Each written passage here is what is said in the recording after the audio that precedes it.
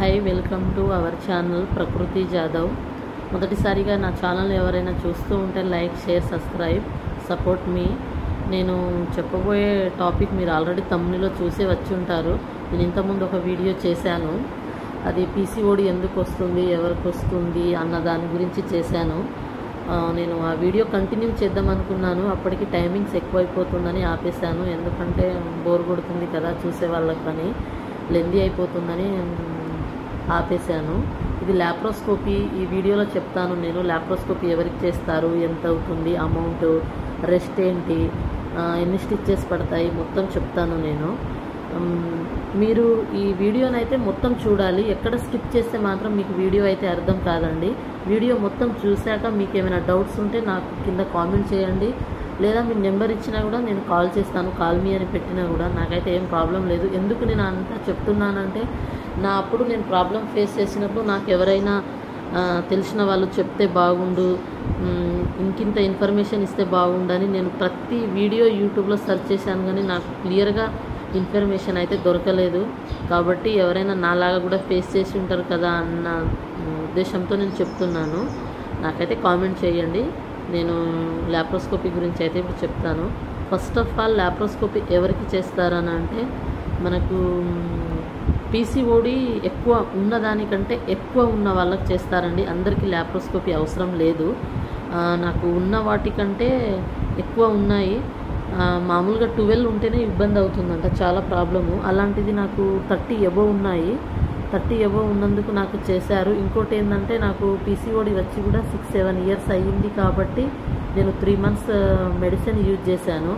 అయినా కూడా ఇక మ్యారేజ్ అయినాక 1.5-2 ఇయర్స్ వరకు, 1.5 ఇయర్ వరకు నాకు పిల్లలు కాలేదు.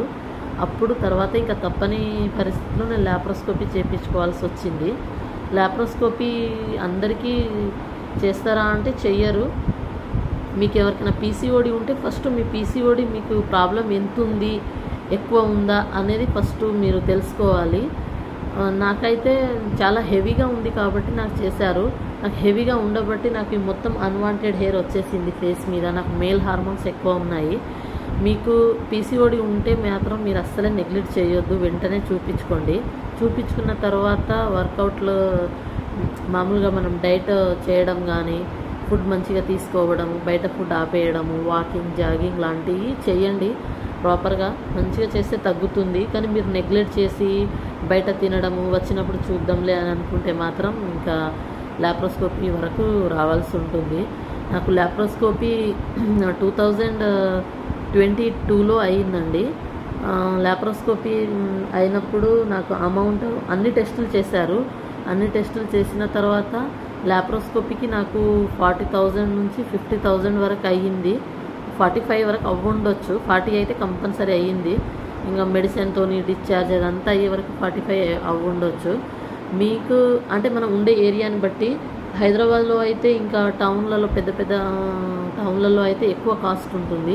నేను ఇక్కడ సూర్యాపేట కోదాడ దగ్గర మాది కోదాడలో చేయించుకున్నాను నేను, తిరుమల హాస్పిటల్లో. మేడం చాలా బాగా ఓపికగా విని చేశారు నాకు. ల్యాప్రోస్కోపీ చేసినప్పుడు మనకు ల్యాప్రోస్కోపీ స్టమక్ మీద చేస్తారండి. మనకు బొడ్డు ఉంటుంది కదా, బొడ్డు మీద ఒకటి, బొడ్డు కింద ఒకటి, లెఫ్ట్ సైడ్ ఒకటి, రైట్ సైడ్ ఒకటి, 3 హోల్స్ చేస్తారు. ఆ 3 హోల్స్ కూడా మన ఫింగర్ పట్టే అంత హోల్సే చేస్తారు. 1 స్టిచ్చే పడుతుంది, ఎక్కువ ఏం ప్రాబ్లం ఉండదు. దానికి కూడా మత్తు ఇంజెక్షన్ ఇస్తారా అంటే ఇస్తారు. మత్తు ఇంజెక్షన్ ఇస్తారు మనకు. మత్తు ఇంజెక్షన్ ఇచ్చినాక అది 1/2 అవర్ పడుతుందండి ఆపరేషన్, అంతకంటే ఎక్కువ ఏం పట్టదు. అది పెద్దగా ఏదో సి సెక్షన్ అయిన వాళ్ళకు అంతా ఏం ఉండదు. నేను చాలా భయపడిపోయాను. ఎందుకంటే నాకు హాస్పిటల్, మెడిసిన్ అసలే కొత్త, నాకేం తెలియదు. నేను చాలా భయపడ్డాను. కానీ నేను భయపడినంత అక్కడ ఏం లేదు. మనకు మత్తు ఇంజెక్షన్ ఇచ్చినాక మనకేం అర్థం కాదు, ఇంకా మనకేం తెలియదు. చేసిన తర్వాత 1/2 అవర్ పడుతుందని అన్నారు. కానీ నాకు 1 అవర్ కంటే ఎక్కువ అయిపోయింది. ఎందుకంటే నాకు అవి ఓవరీస్లో ఎక్కువైపోయాయి, నీటి బుడగలు ఎక్కువైపోయి అవి బెలూన్ అంతా ఇంతంత సైజులో అయిపోయాయంట. అవి వాళ్ళు పగలగొట్టడానికి ట్రై చేస్తుంటే జారుతున్నాయి, ఇటు నుంచి ఇటు అట్లా వచ్చేస్తుంటే ఉంటే టైం ఎక్కువైపోయి నాకు బ్లీడింగ్ కూడా ఎక్కువ పోయింది. అందుకనే వాళ్ళు మొత్తము ఓవరీస్లో ఉన్నాయి మొత్తం కూడా తీసేయలేదు. ఎందుకంటే మొత్తం తీసేసినా కూడా మన పిల్లలు కారు. కొన్ని పెద్ద పెద్ద ఉన్న వాటినే తీసేశారు. తీసేసిన తర్వాత స్టిచ్ చేసేసారు. 1 స్టిచ్ పడింది. అది మళ్ళీ విప్పడం ఏం కాదు, లోపల కరిగిపోయే కుట్లే వేశారు నాకు. వేసిన తర్వాత యాక్చువల్గా అయితే 1 డేలో డిశ్చార్జ్ అయిపోవచ్చు, కానీ నాకు 2-3 డేస్ ఉండండి అని చెప్పారు. ఎందుకన్నా మంచిది, మళ్ళీ సెలైన్, దానికి నొప్పులు తగ్గడానికి, కుట్లు మారడానికి ఇంజెక్షన్ ఉంటాయి కదా, మళ్ళీ మనకి ఇంటికాడికి వెళ్తే మళ్ళీ అక్కడ వేసేవాళ్ళు ఎవరు ఉండరు, మాది అసలు విలేజ్ అని. ఇంకా సరే అని నేను 2-3 డేస్ ఉండిపోయాను. ఉన్న తర్వాత డిశ్చార్జ్ చేశారు. డిశ్చార్జ్ చేసినాక నేను ఒక 10 డేస్ 15 డేస్ రెస్ట్ తీసుకున్నాను. రెస్ట్ అంటే కంప్లీట్గా ఇక మొత్తం బెడ్ మీదనే పడుకొని తినడం అట్లా ఏం కాదు. ఇక మనం వాష్రూమ్కి వెళ్ళవచ్చు, మామూలుగా ఇంట్లో నిల్చొని ఊడ్చుకోవచ్చు. అంటే మన దగ్గర ఎవరైనా ఉన్నారా లేరా అన్నదాన్ని బట్టి. మాకు మా అమ్మను మా అత్తమ్మ ఉన్నారు కాబట్టి నేను అలాంటి పనులు ఏం చేయలేదు. 1 మంత్ తర్వాత నేను అన్ని పనులు చేసుకున్నా. ఇంట్లో పనులు అయితే నేను అన్నీ చేసుకున్నా, వంట ఇట్లా. ఇక తర్వాత అంతకుముందు ఆపరేషన్ అయినాక అయితే నేనేం చేసుకోలేదు. బట్ అది మనకు అంతగా ఏం పెయిన్ అయితే ఏం ఉండదు. 1 వీక్ 10 డేస్లో లేవచ్చు, వెంటనే రెస్ట్ తీసుకోవచ్చు. ఆపరేషన్ అయినాక వెంటనే 1 అవర్లో డిశ్చార్జ్ అవ్వచ్చు అని అంటారు, కానీ అదైతే నిజం కాదండి. 2-3 డేస్ కంపల్సరీ బెడ్ రెస్ట్ తీసుకోవాలి. ఇంటికి వెళ్ళినాక 10-15 డేస్ తర్వాతనే మనకేమైనా పనులు ఉంటే చేసుకోవాలి. నాకు అట్లా ల్యాప్రోస్కోపీ అయిపోయింది. ల్యాప్రోస్కోపీ అయిపోయినాక ఇక నేను ఇంటికి వచ్చేసాను. అంత బాగానే ఉంది. తర్వాత సేమ్ మళ్ళీ రిపీట్ అయింది ఏంటంటే మళ్ళీ ఇర్రెగ్యులర్ పీరియడ్ స్టార్ట్ అయ్యింది. కానీ నాకు ల్యాప్రోస్కోపీ కాకముందు పీరియడ్ ఎలా వచ్చేదంటే 3 మంత్స్కి ఒకసారి 4 మంత్స్కి ఒకసారి వచ్చేది. ల్యాప్రోస్కోపీ చేయించుకున్నాక నాకు 45 డేస్కి ఒకసారి వచ్చింది. 45 డేస్కి ఒకసారి వచ్చిందండి. మళ్ళీ ఇర్రెగ్యులర్ పీరియడ్ వస్తుంది, ప్రతి మంత్ రావట్లేదు ఏందని మళ్ళీ భయపడిపోయాను. భయపడిపోయి మళ్ళీ యూట్యూబ్ సెర్చ్ చేశాను. యూట్యూబ్ సెర్చ్ చేస్తే అందులో ఏముందంటే 45 డేస్ సర్కిల్ కూడా రెగ్యులరే. 45 డేస్ సర్కిల్ అది ఇర్రెగ్యులర్ పీరియడ్ కాదండి.